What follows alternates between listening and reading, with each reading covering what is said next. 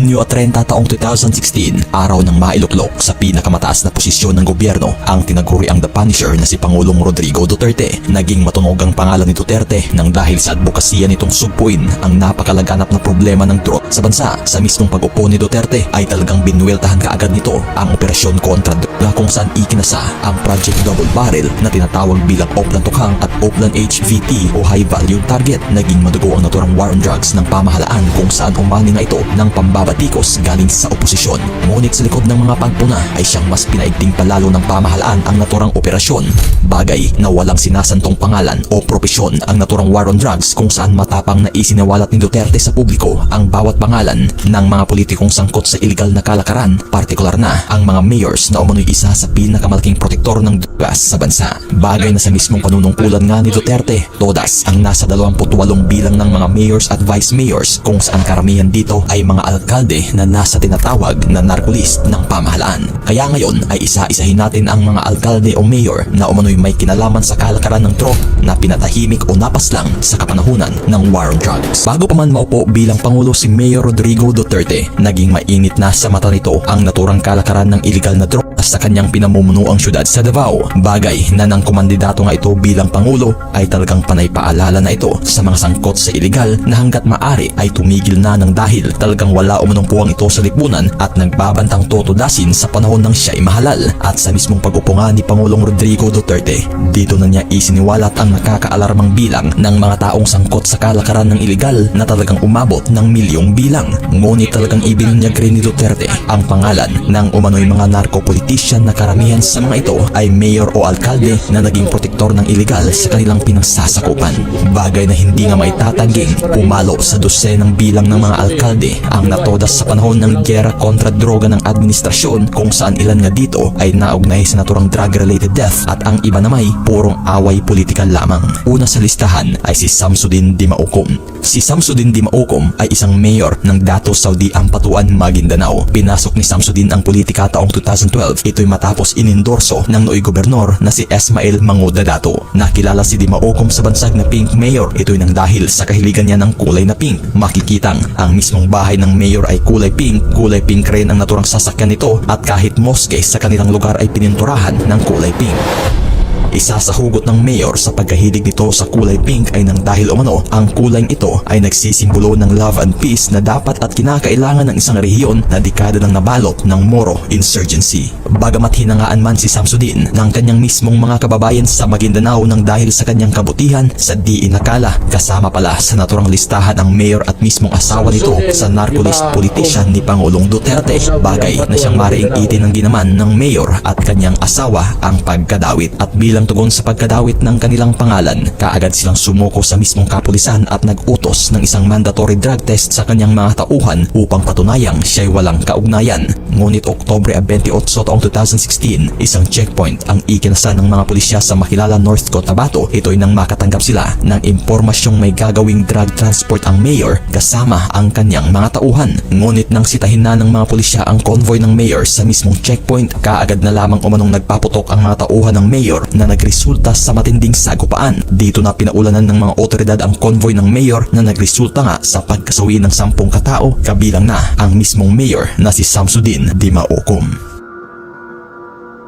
Si Rolando Espinosa Sr. ay mayor ng Albuera, Leyte. Taong 2016 nang unang maupo sa posisyon si Espinosa, kasabay na rin ng naturang pag-upo ni Duterte bilang Pangulo. Kilala ang pamilyang Espinosa sa Albuera nang dahil sa tila maranyang buhay ng angkan, kung saan nagmamay-ari lang naman ito ng 3 malalaking bahay, hotel at iba pang ari-arian. Ngunit sabit ang pangalan ni Rolando Espinosa Sr. kabilang na ang kanyang anak na si Kerwin Espinosa sa naturang narcolist ni Duterte. Kaagad binantaan ng Pangulo ang mag-ama na sumuko sa loob ng 24 oras at huwag nang manlaban pa, kung kaya't kinabukasan sumuko si Rolando Espinosa kay PNP Chief Bato de la Rosa sa mismong Camp Crame at nanawagan sa kanyang anak na sumuko na rin. Dito na inamin mismo ni Rolando ang pagkakasangkot ng kanyang anak sa illegal na kalakaran kung saan mayroon pa nga itong standing warrant of arrest. August 24 taong 2016, ilang araw lamang matapos ang pagsurrender ni Espinosa, kaagad itong tumungo sa PNP upang humingi ng tulong at proteksyon ukol sa umano'y natatanggap niyang banta sa buhay at isisiwalat din niya umano ang mga koneksyon ng kanyang anak ukol sa illegal na kalakaran. Bagay na kaagad nga itong isinailalim sa police custody. At sa paglipas ng ilang buwan, Oktubre 5, isang search warrant ang ginawa sa mismong tahanan ni Rolando Espinosa kung saan nakumpiska ng mga otoridad ang mga nakatambak na armas at mismong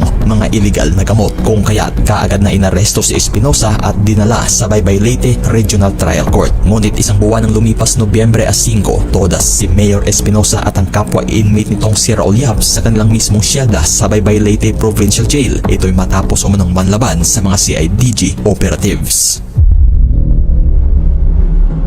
Si Reynaldo Paruhinog ay mayor ng Ozamis City sa Misamis Occidental. Taong 2001 nang unang maupo bilang mayor si Reynaldo, kung saan naging matagumpay ang political career nito na umabot ng 5 termino. Ngunit sa likod nito, kilala rin ang mga Paruhinog sa Ozamis sa kanilang illegal na kalakaran kung saan konektado pang ito sa kilalang notorious syndicate group na Kuratong Balileng.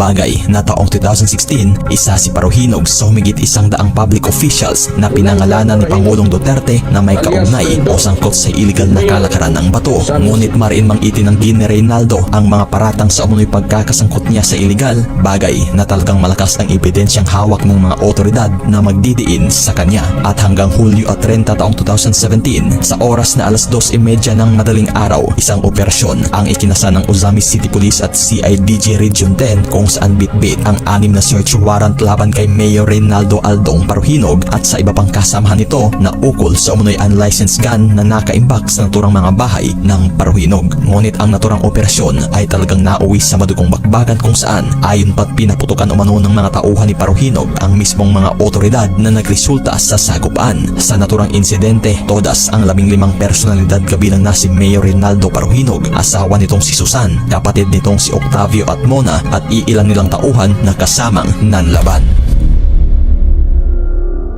Si Antonio Halili ay mayor ng Tanawan, probinsya ng Batangas. Bantog ang pangalan ni Halili sa kanilang bayan ng dahil sa tila ba kamayng bakal na paraan kung kanyang itrato ang mga taong sangkot sa krimen at lalo na't ang mga sangkot sa illegal na kalakaran. Bagay na sa mismong pagpasok nga ng Administrasyong Duterte kung saan ipinatupad ang giyera kontra droga, naging mas tumunog pa ang pangalan ni Halili nang dahil sa kanyang parusang tinatawag na Walk of Shame, kung saan ipinaparada sa buong syudad ang mga personaheng sangkot sa droga, kung saan may nakasabit na cardboard sa bawat katawan na may nakasulat, "Ako'y pusher, huwag tularan." Ngunit sa likod ng kanyang pagpapakitang suporta sa kampanya kontra droga, kalaunan taong 2017, sabit ang pangalan ni Mayor Antonio Halili na umano'y may kinalaman pala sa kalakaran ng illegal sa kanilang bayan. Ngunit itinanggi man ng husto ni Halili ang mga paratang, naging dahilan pa rin ito upang withdrawin ang kanyang supervisory powers sa mga local police sa kanyang syudad noong Oktubre taong 2017. At sa paglipas nga ng mga buwan,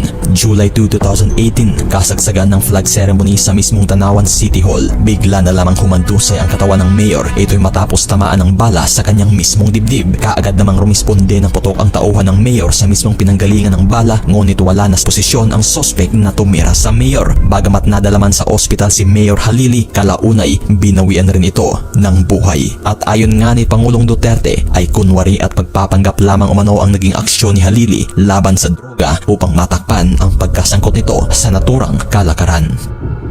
Si David Navarro ay isang mayor ng Clarin, Misamis Occidental. Taong 2013 nang unang maupo bilang board member sa 2nd District ng Misamis Occidental si Navarro at matagumpay ngang naipanalo ang posisyon ng mayor taong 2016. Ngunit taong 2019, naresto si Mayor Navarro sa Mactan, Cebu International Airport. Ito'y matapos reklamo ng pambubugbog sa isang masahista at act of lasciviousness. Sa kuha ng isang CCTV footage sa naturang massage spa sa Cebu, makikitang pasimpleng sinuntok ng mayor ang isang lalaki at ito'y pinatalikod at tinuhod pa. Ang naturang pambubugbog ay resulta umano sa paghindi ng lalaki na bigyan si mayor ng babaeng masahista, bagay na nagalit umano ito. Ngunit nang mapagbigyan ng mayor sa gusto nito, dito na umano sinubukang suhulan Hinula ng mayor ang babaeng masahista upang gumawa ng bagay na hindi kaakit-akit, dahilan nga na inereklamo ang mayor at sinampahan ng kaso. Ngunit Oktubre 25 ng parehong taon, habang nakasakay sa isang mobil si Navarro na patungo sana sa Cebu Prosecutor's Office para harapin ang mga nakasampa niyang kaso, bigla na lamang hinarang ng isang van ang sinakyang mobil ng mayor, kung saan sakay sa van ang tinatayang nasa 10 lalaki na purong may bitbit na matataas na kalibre ng baril. Dito na hinila ang mayor palabas sa mobil at kaagad pinaputukan ng ulo na nagresulta nga sa agarang pagkasawi nito. Walang habas na ring tinadtad ng bala ang naturang mobil na sinakyan ng mayor na nagresulta sa pagkasugatan ng 4 pang personahe. At ayon nga sa report na isa rin si Mayor Navarro sa mga pinangalanan ni Pangulong Rodrigo Duterte bilang narco-politician na may kinalaman sa patuloy na laganap ng iligal sa kanyang lugar. Si Mariano Blanco III ay isang mayor sa bayan ng Ronda, probinsya ng Cebu. Naging pabalik-balik na sa posisyon si Blanco, kung saan mayor na ito mula 1998 hanggang 2007, vice mayor taong 2007 hanggang 2010 at nasa pang-4 na termino na mula taong 2010 nang muli itong mahalal bilang mayor. Ngunit taong 2017, napasama ang pangalan ni Blanco sa naturang narco-politician list ni Pangulong Duterte, dahilan upang tanggalan siya ng supervisory powers sa mga local police nang dahil sa pagkasangkot nito. September 5 taong 2018, bandang 1:30 ng madaling araw, isang van ang pumarada sa town hall ng Ronda, kung saan lulan ito ng mga kalalakihang may bitbit na matataas na kalibre ng baril. Kaagad pumasok ang mga sospek sa mismong tanggapan ng mayor at walang habas nilang pinaputukan ng mayor na sa mga oras na iyon ay natutulog lamang sa sofa sa loob ng kanyang opisina. Kaagad din namang naisugod ang mayor sa pagkamutan, ngunit kalaunan binawian rin ito ng buhay. Si Cesar Perez ay mayor ng Los Baños, Laguna. Isa ng subok na politiko si Perez, kung saan taong 2001 pa nang maging mayor na ito na tinapos ang 3 termino. Taong 2013 naman nang tumakbo muli sa pagka-mayor si Perez matapos itong maupo bilang vice governor ng Laguna mula taong 2010 hanggang taong 2013. Isa sa mga advokasya ng mayor ay nakatutok sa environmental protection, kung saan naging first municipality ito sa buong bansa na nagban sa paggamit ng plastic bag. Ngunit naging isa man sa hinahanga ang politiko si Perez sa kanilang bayan, sabit pa rin ang pangalan nito sa narcolist politician ng Pangulo, kung saan 2019 nang tinanggalan nga ng police power si Mayor Perez nang dahil sa pagkadawit ito sa illegal trade. Ngunit saad ng mayor na purong pamumulitika lamang umano ito nang dahil 2017 pa daw ay may mga usap-usapan ng sangkot siya, ngunit sadyang binaliwalan niya ito sa kadahilan ng wala umano itong katotohanan. Kasunod na taon, December 3 taong 2020, sa mismong Los Baños Municipal Hall bandang 8:45 ng gabi, bigla na lamang binaril ang mayor ng di nakilalang 2 lalaki na pinunto mismo ang likurang ulo nito at 2 tama sa dibdib. Kaagad isinugod ang mayor sa ospital, ngunit bandang 9 tuluyan na rin itong binawian ng buhay. Ang mga pangyayaring ito ay ilan lamang sa mga politikong pinatahimik sa kasagsagan ng giyera kontra droga ng pamahalaan, kung saan karamihan nga nito ay mga di umano'y narco-politicians na minsan ang pinangalanan at binalaan ng Pangulong Duterte na hanggat maari ay umiwas sa kalakaran ng droga para sa kapakanan at ikabubuti ng bayan.